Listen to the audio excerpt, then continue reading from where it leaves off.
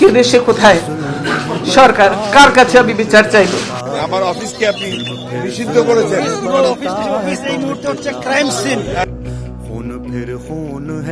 তোরা থানায় ওনারা বলতেছে ওনারা জিডি নিতে পারবে না, কোনো রিজনেবল গ্রাউন্ড ছাড়া। এটা কোনো কথা হলো না। আমি ওনার স্ত্রী। আন্দোলনের সঙ্গে শিক্ষার্থীরা সরাসরি জড়িত, আমরা এই আন্দোলনের সঙ্গে কখনোই সরাসরি জড়িত নই।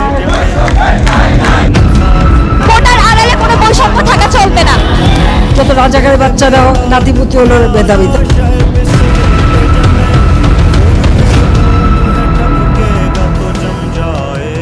কিন্তু মাননীয় স্পিকার, আমাদের একটা তাগাদা ছিল যে এরা সংস্কারের বাহানায় যদি নির্বাচনটা না হতে দেয়, সেজন্য আমরা সবকিছুতে আপোষ করে জুলাই জাতীয় সনদেও স্বাক্ষর করেছি। আমরা একত্রিত হয়েছি, সমঝোতা হয়েছে এবং নির্বাচনের স্বার্থে আমরা অনেক কথা বলি নাই। শিক্ষার্থীদের অসহযোগ আন্দোলনে আবারও এক রক্তাক্ত আগস্টের সাক্ষী হলো বাংলাদেশ।